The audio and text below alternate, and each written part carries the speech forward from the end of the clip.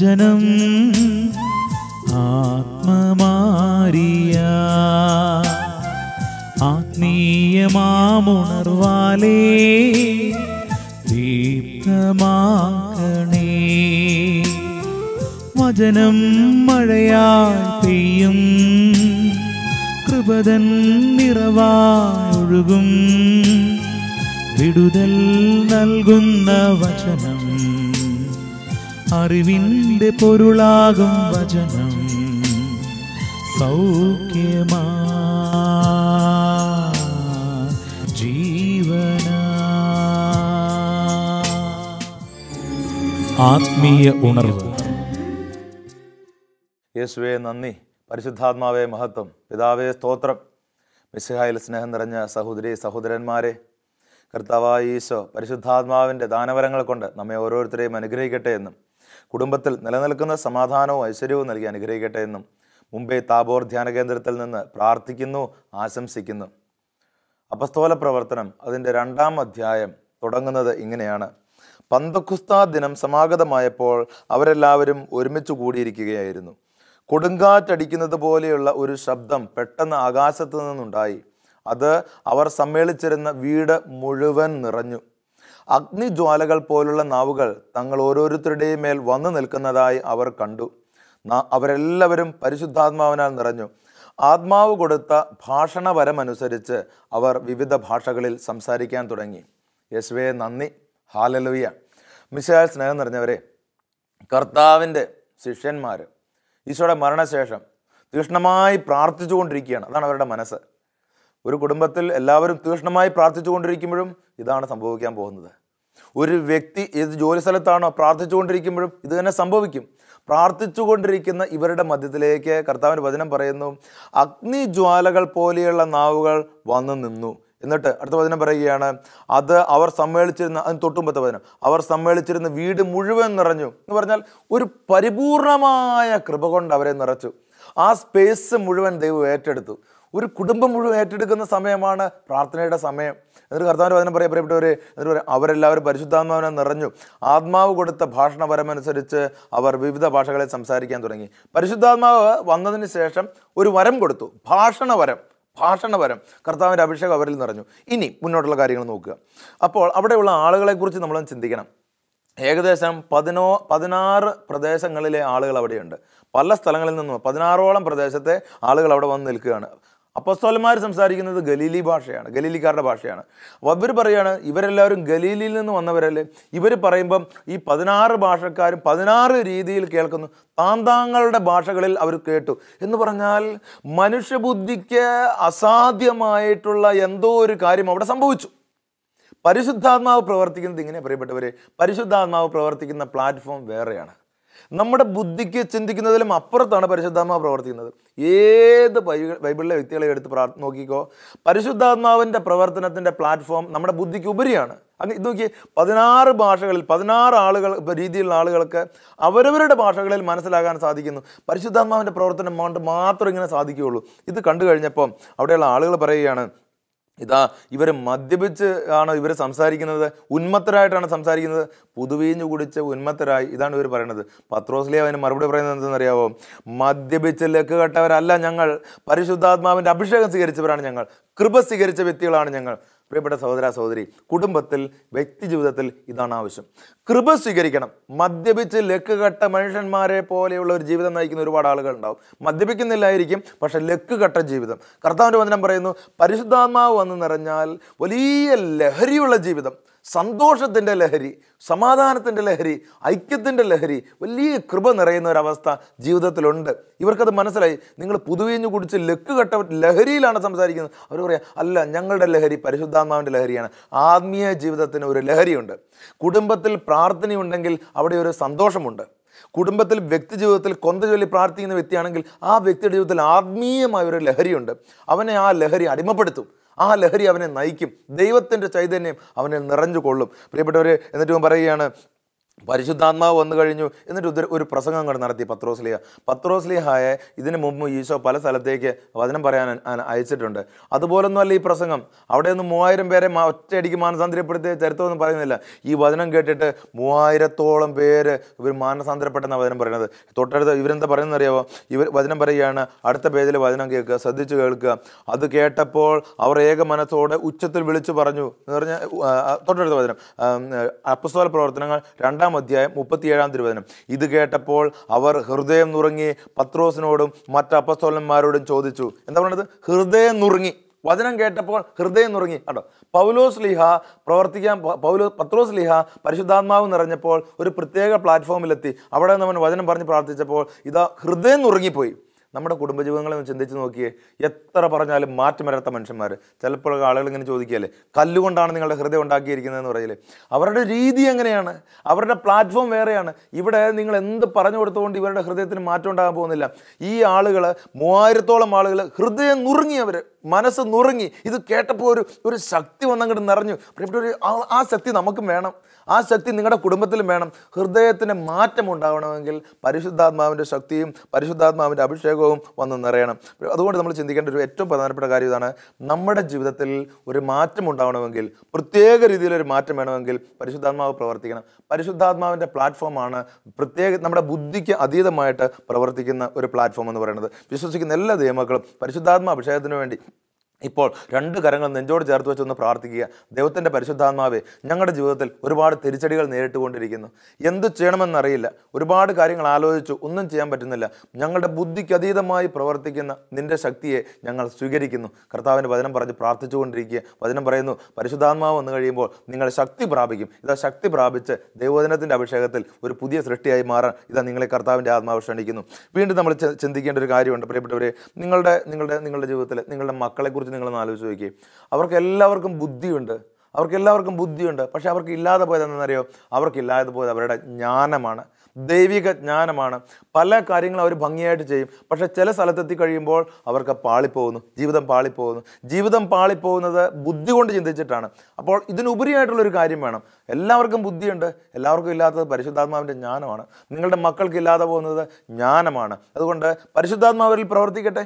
നിങ്ങളുടെ ബുദ്ധിക്കും അവരുടെ ബുദ്ധിക്കും അതീതമായിട്ടുള്ള കാര്യങ്ങൾ പരിശുദ്ധാത്മാവ് പ്രവർത്തിച്ചു തുടങ്ങും. അതുകൊണ്ട് ദൈവത്തിൻ്റെ ആത്മാവിന് വേണ്ടി, ദൈവത്തിൻ്റെ ആത്മീയമായിട്ടുള്ള ഒരു അഭിഷേകം സ്വീകരിക്കുവാൻ വേണ്ടി പ്രത്യേകം പ്രാർത്ഥിച്ചൊരുങ്ങുക. നമ്മൾ ചിന്തിക്കേണ്ട ഒരു കാര്യം, നമ്മുടെ കുടുംബങ്ങളിലൊക്കെ ചില സമയത്ത് ചില അവിചാരിതമായിട്ടുള്ള സംഭവങ്ങൾ വരും. എല്ലാ കാര്യങ്ങളും ഭംഗിയായിട്ട് നീങ്ങിപ്പോയിക്കൊണ്ടിരിക്കുന്നു. പക്ഷേ ചിലപ്പോൾ അവിചാരിതമായിട്ടൊരു സംഭവം ഉണ്ടായി, പെട്ടെന്നൊരു സംഭവം ഉണ്ടായി. ജീവിതം എല്ലാവരും പതറിപ്പോയി, പകച്ചുപോയി, അതിൽ നിരാശയിലേക്ക് കൂപ്പുകുത്തുകയാണ്. ഇനി വഴിയില്ല, രക്ഷയില്ല, അടഞ്ഞു ജീവിതം. കുടുംബം മുഴുവൻ ഇരുന്ന് കരയുകയാണ്. ഞാൻ ഇന്നാളൊരു കുടുംബത്തെക്കുറിച്ച് പറഞ്ഞു ഓർക്കുന്നു. അവർ പറയുന്നതാണ്, കുറേ കാര്യങ്ങൾ ഇങ്ങനെ ചെയ്ത് കൂട്ടി ഒരു സുപ്രഭാതത്തിൽ എല്ലാം പൊളിഞ്ഞ് പാളീസായി. ബിസിനസ്സും പോയി, ജോലിയും പോയി, മക്കളെ ഇനി പഠിപ്പിക്കാൻ നിവർത്തിയില്ല. വലിയ പ്രതീക്ഷയോടെ മക്കളെയൊക്കെ വിദേശത്തൊക്കെ ആക്കിയിട്ട് ഇങ്ങനെ പഠിപ്പിച്ചുകൊണ്ടിരിക്കുകയാണ്. ഇനിയിപ്പം മക്കളെങ്ങനെ തിരിച്ചു വരും? തിരിച്ചു വന്ന നാണക്കേട്. അപ്രതീക്ഷിതമായിട്ടുണ്ടായ ജീവിതത്തിലെ ഒരു തകർച്ചയിൽ നിന്ന് അവർ കരകയറാൻ ഒരു വഴിയും കാണുന്നില്ല. പ്രിയപ്പെട്ട സഹോദര സഹോദരി, കർത്താവിൻ്റെ ആത്മാവ് പ്രവർത്തിച്ചു തുടങ്ങിയ നോക്കുക, 16 സ്ഥലത്തെ ആളുകൾ 16 അവരുടെ രീതിയിലെ ഭാഷകളിൽ സംസാരിച്ചു. ഒരു വാക്കുകൾ കേട്ടപ്പോൾ അവരുടെ ഹൃദയം നുറുങ്ങി. വലിയ മാറ്റങ്ങൾ അവിടെ ഉണ്ടായി. ഇതുപോലെ കല്ല് പോലെയുള്ള പല സാഹചര്യങ്ങളെയും പൊടിച്ച് ആ കല്ല് മാറ്റണമെന്നുണ്ടെങ്കിൽ പരിശുദ്ധാത്മാവ് വരണം.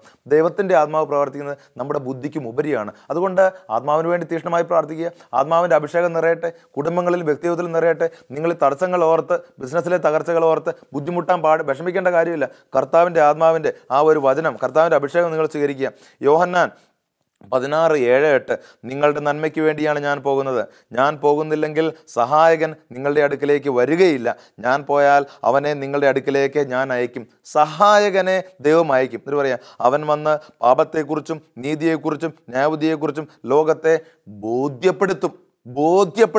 ബോധ്യങ്ങൾ നൽകുന്ന പരിശുദ്ധാത്മാവിനെ യേശു അനുഗ്രഹിക്കുന്നു. യേശു പറഞ്ഞില്ലേ, ഞാൻ പോയാൽ അവനെ നിങ്ങളുടെ അടുക്കിലേക്ക് ഞാൻ അയക്കും. ബോധ്യപ്പെടുത്തുന്ന ഒരു ആത്മാവുണ്ട്. ചില കാര്യങ്ങളുടെ മേൽ ബോധ്യങ്ങൾ നൽകുന്ന ആത്മാവുണ്ട്. തെറ്റിദ്ധാരണകൾ നീക്കുന്ന ഒരു പരിശുദ്ധാത്മാവുണ്ട്. ദൈവത്തിൻ്റെ സ്നേഹം നൽകുന്ന ഒരു ആത്മാവുണ്ട്. റോമാലേഖനത്തിൽ പറയുന്നുണ്ടല്ലോ, നമുക്ക് നൽകപ്പെട്ടിരിക്കുന്ന ദൈവത്തിൻ്റെ ആത്മാവിലൂടെ, പരിശുദ്ധാത്മാവിലൂടെ ദൈവസ്നേഹം നമ്മളിലേക്ക് ചൊരിയപ്പെട്ടിരിക്കുന്നു. അപ്പോൾ ഒരു ബോധ്യങ്ങൾ നൽകുന്ന, സ്നേഹം നൽകുന്ന, വെളിച്ചം നൽകുന്ന ഒരാത്മാവുണ്ട്. ആ ആത്മാവ് പ്രവർത്തിച്ച് തുടങ്ങട്ടെ. ബുദ്ധിക്ക് അതീതമായ കാര്യങ്ങൾ നിങ്ങളുടെ ജീവിതത്തിൽ നടന്നേ മതിയാകൂ. അത് നിങ്ങൾ ബുദ്ധി കൊണ്ട് ചിന്തിച്ചിരുന്നിട്ട് കാര്യമില്ല. അതുകൊണ്ട് ഈ ആത്മാവിനെ വിളിച്ച് പ്രാർത്ഥിക്കുക. ആത്മാവിൽ നിറഞ്ഞ വ്യക്തികളുടെ ജീവിതം ഒരു പ്രാവശ്യം ആത്മാവ് ഏറ്റെടുത്ത് കഴിഞ്ഞാൽ ആത്മാവ് പിന്നെ അതങ്ങ് ഏറ്റെടുത്തോളും. പിന്നെ ജീവിതം എപ്പോഴും സുഖമായിരിക്കും. നിങ്ങൾ ചിന്തിച്ച് നോക്കുക, പരിശുദ്ധ അമ്മയുടെ ജീവിതം. പ്രിയപ്പെട്ടവരെ, പരിശുദ്ധ ആത്മാവിനാൽ മാതാവ് ഗർഭവതിയായി. അപ്പോൾ അതിനു മുമ്പ് ഗബ്രിയേൽ മാലാഖ എന്ന് പറയുന്നതാണ്, നന്മ നിറഞ്ഞ മറിയമേ, കൃപ നിറഞ്ഞ മറിയമേ, ആത്മാവിൽ നിറഞ്ഞ മറിയമേ. പരിശുദ്ധാത്മാവ് അതിനു മുമ്പ് പ്രവർത്തിക്കുന്നുണ്ട് മാതാവിൽ. അപ്പോൾ മാതാവിൽ ജനനം മുതൽ മാതാവിൻ്റെ അഭിഷേകം, പരിശുദ്ധാത്മാ അഭിഷേകം നിലനിൽക്കുകയാണ്. എന്നിട്ട് നമ്മൾ കാണുന്നത്, മാതാവിനെ അവസാനം കാണുന്നത് പന്തക്കുസ്താ ദിനത്തിൽ ശിഷ്യന്മാർ പ്രാർത്ഥിക്കുമ്പോൾ ഇതാ പരിശുദ്ധ അമ്മയും അവരോട് ചേർന്ന് പ്രാർത്ഥിക്കുന്നു. തുടക്കം മുതൽ അവസാനം വരെ ആത്മാവിൻ്റെ അഭിഷേകം. അപ്പോൾ ആത്മാവിൻ്റെ ഒരു പ്ലാറ്റ്ഫോമിലാണ് പരിശുദ്ധ അമ്മ എന്തും ചെയ്യുന്നത്. ജീവിതത്തിൽ മുഴുവൻ പരിശുദ്ധാത്മാവാണ് മാതാവിന് ഒരു അഭിഷേകം, കൃപയും നൽകുന്നത്. കാൽവരി കുരിശിലേക്ക് പോകുമ്പോഴും ഒരമ്മ, ഒരു ജീവിതത്തിൽ ഒരമ്മയ്ക്ക് ഒരിക്കലും താങ്ങാൻ പറ്റില്ല ആ ഒരു കാഴ്ച. മാതാവ് കൂടെ നടന്നു. കാൽവരി കുരിശിൻ്റെ മുകളിൽ ഏതെങ്കിലും അമ്മ അവിടെ നിന്നിട്ടുണ്ടെങ്കിൽ ബോധം കെട്ട് താഴെ വീണേനെ. ഇതുപോലെ ഒരു പീഠാനുഭവം ഒരിക്കലും കാണാൻ സാധിക്കില്ല. പ്രിയപ്പെട്ടവരെ, ആത്മാവ് പ്രവർത്തിച്ചു തുടങ്ങിയപ്പോൾ ബുദ്ധിക്ക് അതീതമായ കാര്യങ്ങൾ പരിശുദ്ധ അമ്മയ്ക്ക് കാണാൻ സാധിച്ചു. നിങ്ങളുടെ ജീവിതത്തിലും എൻ്റെ ജീവിതത്തിലും എത്ര വലിയ സഹനത്തിലൂടെ കടന്നു പോയാലും പരിശുദ്ധാത്മാവിന് നമ്മളൊരു പ്ലാറ്റ്ഫോം കൊടുത്താൽ പരിശുദ്ധാത്മാവ് അവിടെ പ്രവർത്തിക്കും. ബുദ്ധി നമുക്ക് നൽകും, ജ്ഞാനങ്ങൾ നൽകും, മുന്നോട്ടുള്ള കാര്യങ്ങളെക്കുറിച്ചൊരു വ്യക്തത നൽകും. ചില കാര്യങ്ങൾ ചില ആളുകൾ പറയുന്നത് കേൾക്കാം. ഇന്നാൾ ഒരു വ്യക്തി പറഞ്ഞത് ഓർക്കുന്നു. ഈ വ്യക്തി പറഞ്ഞത് എങ്ങനെയാണ്, എല്ലാ കാര്യങ്ങളും കണക്ക് കൂട്ടി പെർഫെക്റ്റായിട്ട് കാര്യങ്ങൾ നടത്തുന്നതായിരുന്നു എൻ്റെ ഭർത്താവ്. ആ സ്ത്രീ പറയാണ്, എല്ലാ കണക്ക് കൂട്ടലുകൾ പിഴയ്ക്കാത്തൊരു വ്യക്തിയായിരുന്നു എൻ്റെ ഭർത്താവ്. പക്ഷേ അച്ഛാ, എൻ്റെ മക്കളുടെ ജീവിതത്തിൽ എൻ്റെ ഭർത്താവിൻ്റെ കണക്ക് കൂട്ടലുകൾ പിഴച്ചുപോയി. എൻ്റെ മകൻ്റെയും മകളുടെയും ജീവിതത്തിൽ എൻ്റെ ഭർത്താവിൻ്റെ എല്ലാ കണക്കുകൂട്ടലുകളും പഴച്ചു. അതോടുകൂടി ഇദ്ദേഹം മദ്യപാനം ആരംഭിച്ചു. പ്രിയപ്പെട്ടവരെ, കണക്കുകൂട്ടലുകൾ നമുക്ക് പഴയ്ക്കും. കാരണം എന്താണെന്നറിയോ, നമ്മുടെ ബുദ്ധി കൊണ്ടാണ് നമ്മൾ കണക്ക് കൂട്ടുന്നത്. ചിന്തിച്ച് നോക്കിയേ, 2ഉം 7ഉം 9 നമുക്കതറിയാം. അത് ബുദ്ധി കൊണ്ടുള്ളൊരു കണക്കുകൂട്ടലാണ്. അല്ലെങ്കിൽ 6ഉം 3ഉം അത് 9, അതും നമുക്കറിയാം. അല്ലെങ്കിൽ ചിന്തിക്കുക, 7ഉം 8ഉം 7 7 14 15 നമ്മൾ ഒന്നുകൂടെ ഒന്ന് കണക്ക് കൂട്ടി, ഒരു സ്റ്റെപ്പും കൂടെ കണക്ക് കൂട്ടി 15ആയി നമ്മൾ കണക്കാക്കി. പക്ഷേ ചിലപ്പോൾ എന്താ സംഭവിക്കുന്നതെന്ന് അറിയോ, നമ്മൾ 7ഉം 8ഉം 15ആണെന്ന് നമുക്കറിയാം. പക്ഷെ നമ്മൾ 7 കാണുന്നു, 8ൻ്റെ സ്ഥാനത്ത് ചിലപ്പോൾ വട്ടപൂജ്യമായിരിക്കും. അവിടെയാണ് നമ്മുടെ കണക്കുകൂട്ടലുകൾ പാഴുന്നത്. 7ഉം 8ഉം 15ആണെന്നുള്ളത് കണക്ക് കൂട്ടി നമ്മൾ ഗണിച്ച് വെക്കുമ്പോൾ 8ൻ്റെ സ്ഥാനത്ത് ചിലപ്പോൾ വട്ടപൂജ്യമായിരിക്കും കിടക്കുന്നത്. അപ്പോൾ 7 8ഉം 7 തന്നെയായിട്ട് നിലനിൽക്കും. അവിടെയാണ് നമ്മൾ കണക്കുകൂട്ടലുകൾ പാടുന്നത്. അപ്പോൾ ദൈവത്തിൻ്റെ ആത്മാവ് വരുമ്പോൾ, ദൈവത്തിൻ്റെ ആത്മാവിന് ഒരു പ്രവർത്തിക്കുന്ന ഒരു പ്ലാറ്റ്ഫോം ഉണ്ട്. ദൈവം, കർത്താവിൻ്റെ വചനം പറയും, ഇന്നലെയും ഇന്നും എന്നും യേശു ക്രിസ്തു ഒരുവനാണ് എന്ന് പറഞ്ഞാൽ, ഭാവി കാര്യങ്ങളെ ദൈവത്തിന് അറിയാം, കഴിഞ്ഞ കാര്യങ്ങളെ ദൈവത്തിന് അറിയാം, ഇപ്പോഴത്തെ കാര്യങ്ങളെ ദൈവത്തിന് അറിയാം.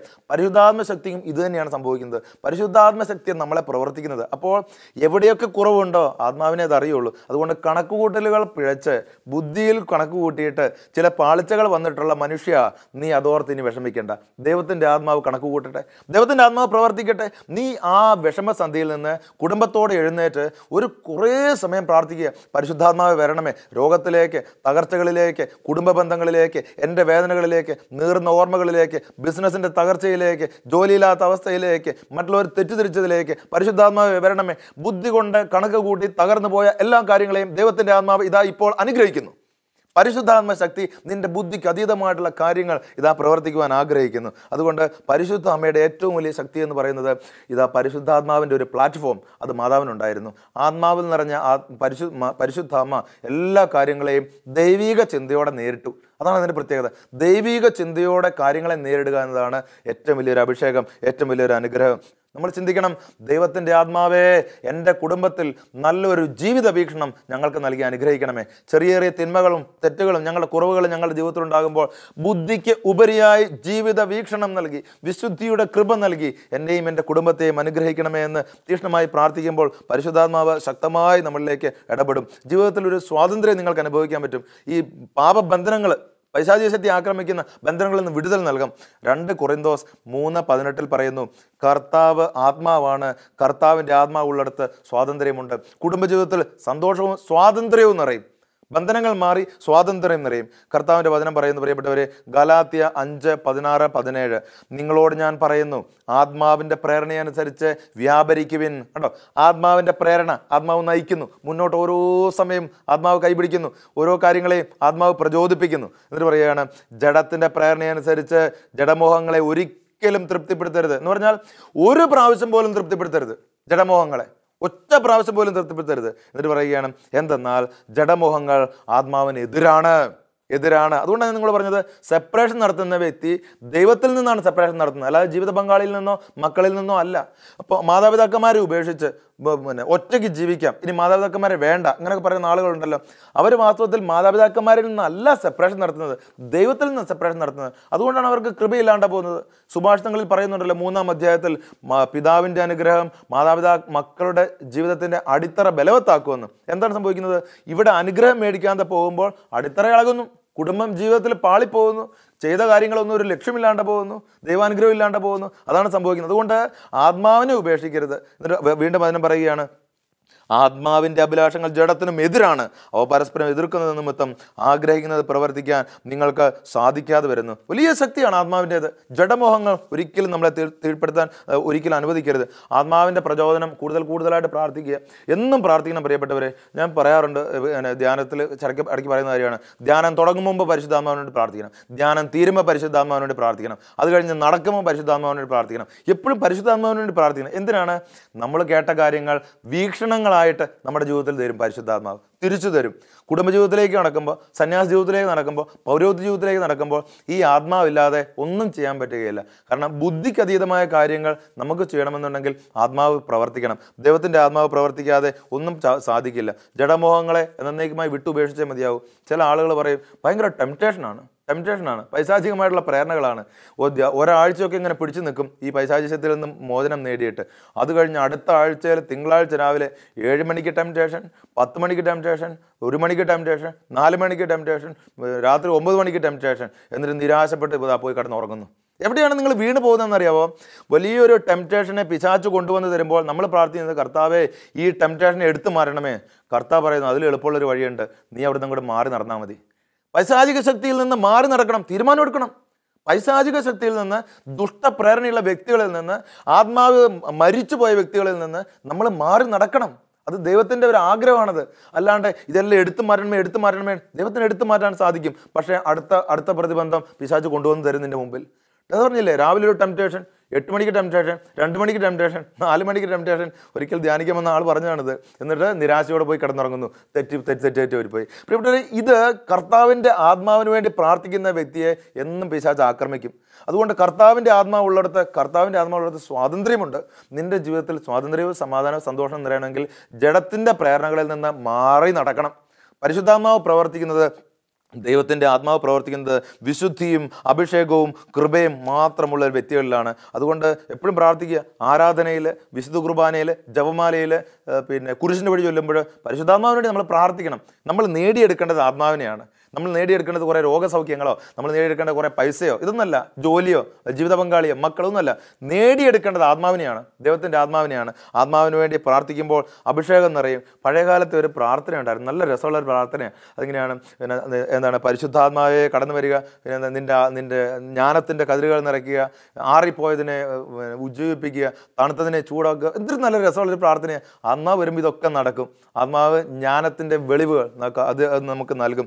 എല്ലാ പൈശാചിക ശക്തികളെയും വിട്ടുപേക്ഷിച്ച് പരിശുദ്ധാത്മ അഭിഷേകത്തിന് വേണ്ടി പ്രത്യേകം പ്രാർത്ഥിക്കുക. ജഡികാസക്തി എന്ന് പറഞ്ഞാൽ ദുഷ്ടാരൂപിയുടെ പ്ലാറ്റ്ഫോമാണ്. അതങ്ങനെ തുടങ്ങിക്കഴിഞ്ഞ് കഴിഞ്ഞാൽ കാണാൻ പാടില്ലാത്തത് കാണും, ചെയ്യാൻ പാടില്ലാത്തത് ചെയ്യും, പ്രവർത്തിക്കാൻ പാടില്ലാത്തത് ചെയ്യും. നുണയന്മാരുടെ പിതാവ് ഇതിനെല്ലാം സപ്പോർട്ട് തരും, പൈശാചിക ശക്തി ഇതിനെല്ലാം സപ്പോർട്ട് തരും. അപ്പോൾ നമ്മുടെ ജീവിതത്തിൽ നമ്മൾ ആഗ്രഹിക്കുന്നത് ചെയ്യാൻ സാധിക്കുകയില്ല.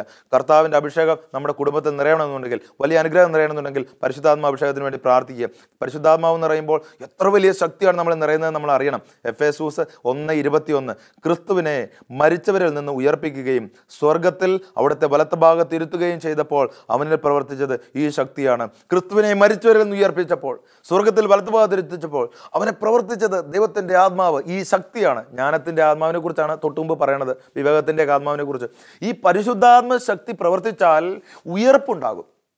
തളർന്നു കിടക്കുന്ന ജീവിത സാഹചര്യങ്ങളിൽ, മരിച്ചുപോയ ജീവിത സാഹചര്യങ്ങളിൽ, പ്രതീക്ഷയില്ലാത്ത സാഹചര്യങ്ങളിൽ പരിശുദ്ധാത്മശക്തി ഒരു ഉയർപ്പ് നൽകും. അതാണ് അതിൻ്റെ ഒരു പ്രത്യേകത.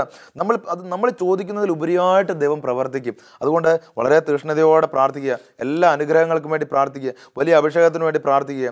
പരിശുദ്ധാത്മാവിൻ്റെ അഭിഷേകം നിറഞ്ഞാൽ നമ്മൾ വിചാരിക്കുന്നതിൽ ഒരുപാട് ഉപരി നമുക്ക് ചെയ്യാൻ സാധിക്കും. കർത്താവിൻ്റെ വചനം പറയുന്നു, എഫേസൂസ് 3:20, നമ്മിൽ പ്രവർത്തിക്കുന്ന ശക്തിയാൽ നാം ചോദിക്കുന്നതിലും ആഗ്രഹിക്കുന്നതിലും വളരെ കൂടുതൽ ചെയ്തു തരാൻ കഴിയുന്ന അവിടുത്തേക്ക് സഭയിലും യേശു ക്രിസ്തുവിലും തലമുറകളോളം എന്നേക്ക് മഹത്വം ഉണ്ടായിരിക്കട്ടെ.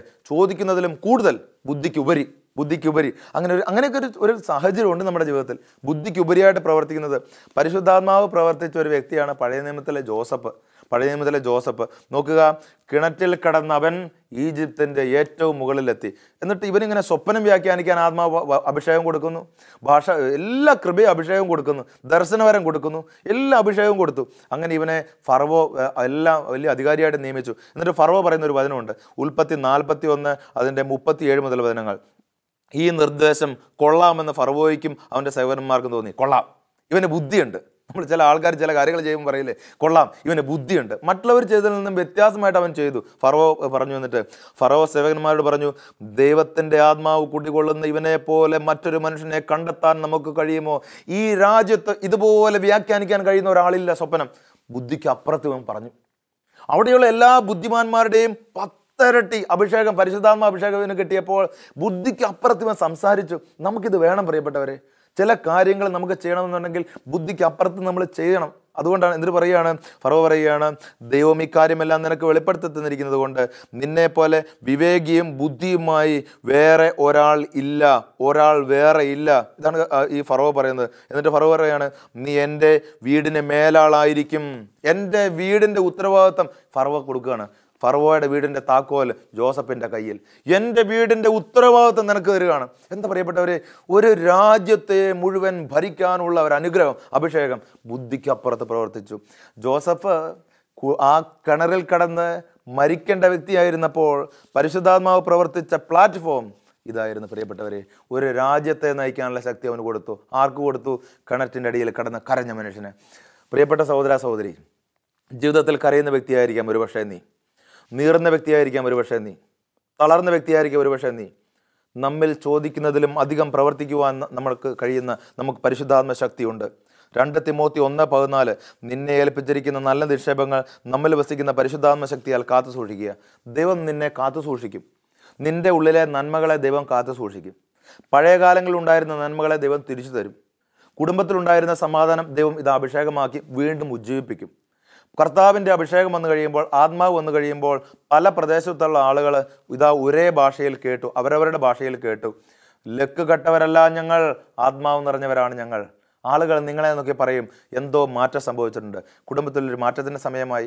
ഈ വചനം കേട്ടുകൊണ്ടിരിക്കുന്ന നിങ്ങൾ ഇത് കഴിഞ്ഞതിന് ശേഷം ഒരു 10-15 നിമിഷം ദൈവത്തെ സ്തുതിച്ച് ആരാധിക്കുക. ആത്മാവിൻ്റെ അഭിഷേകത്തിന് വേണ്ടി പ്രാർത്ഥിക്കുക. തീഷ്ണതയോടെ പ്രാർത്ഥിക്കുക.